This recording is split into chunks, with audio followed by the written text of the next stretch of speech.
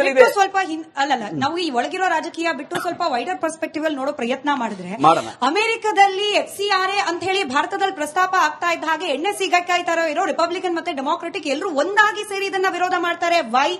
ಅಮೆರಿಕಾದ ಅಲ್ಲಿನ ಬಹುಶಃ ಸ್ಟೇಟ್ ಸೆಕ್ರೆಟರಿ, ನನಗೆ ಡೆಸಿಗ್ನೇಷನ್ ಮಾರ್ಕಿಯೋ ರುಬಿಯೋ ಅವರು ನೇರವಾಗಿ ಬರ್ತಾರೆ, ಕಲ್ಕತ್ತಾದಲ್ಲಿರ್ತಕ್ಕಂಥ ಕ್ರಿಶ್ಚಿಯನ್ ಮಿಷನರಿ ಪ್ರಧಾನ ಕಚೇರಿಗೆ ಹೋಗಿ ಭೇಟಿ ಮಾಡ್ತಾರೆ. ವೈ?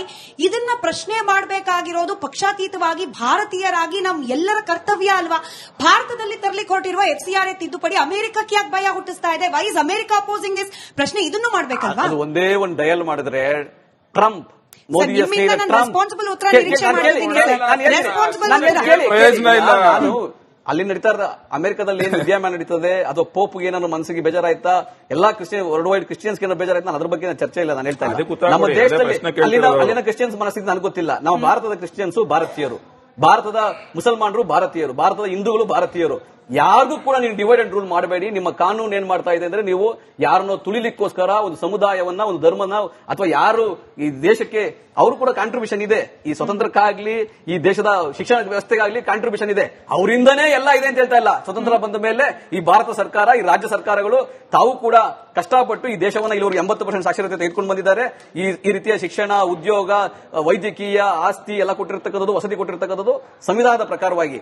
ಆದ್ರೆ ಯಾರೋ ಮೇಲೆ ಟಾರ್ಗೆಟ್ ಮಾಡಕ್ಕೋಸ್ಕರ ಕೇಂದ್ರ ಸರ್ಕಾರ ಈ ಕಾನೂನು ತರೋದು. ಆಮೇಲೆ ಚರ್ಚನ್ನು ಮುಟ್ಟುಗೋಲು ಹಾಕಬಹುದಂತೆ, ಮಸೀದಿಯನ್ನು ಮುಟ್ಟುಗೋಲು ಹಾಕಬಹುದಂತೆ. ಯಾವ ಕಾನೂನು ರೀ ಇದು? ಇದು ಯಾವ? ಅದನ್ನ ನೀವು ಮೇಲ್ಮನವಿ ಮಾಡ್ಲಿಕ್ಕೆ ಕೋರ್ಟ್ಗೂ ಹೋಗಂಗಿಲ್ವಂತೆ. ನಿನಗೆ ಮನಸ್ಥಿತಿಗೆ ಇಷ್ಟ ಆದ್ರೆ, ಆ ಅಧಿಕಾರಿಗೆ ಇಷ್ಟ ಆದ್ರೆ ಬೇಕಾದ್ರೆ ಬಿಡಬಹುದು, ಇಲ್ಲ ಅಂದ್ರೆ ಎಲ್ಲ ಮುಟ್ಟುಗೋಲು ಹಾಕಬಹುದು. ಇದು ಒಂದು ಕಾನೂನು ಆಯ್ತಾ? ಈ ತರ ಕಾನೂನು ಉಂಟಾ? PM ಕೇರ್ಸ್ ಯಾವ ರೀತಿ ಮಾಡಿದ್ರು ಆ ರೀತಿ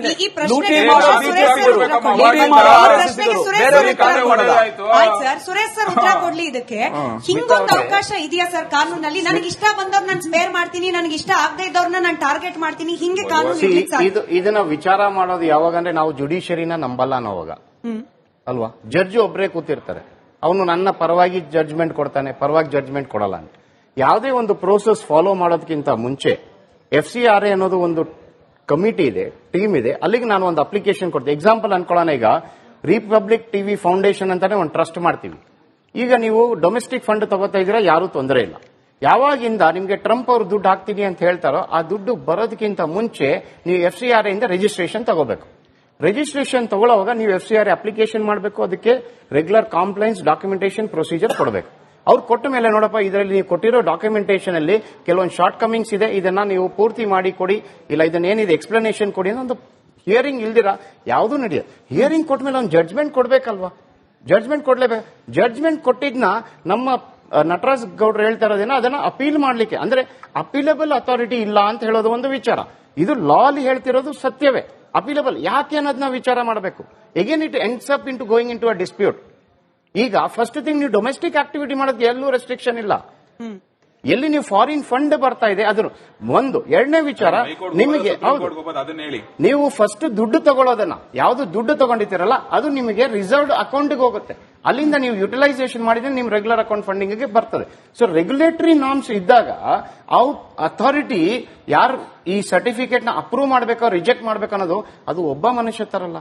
Then appealable, you can always go to High Court and Supreme Court to fight into the judicial procedure.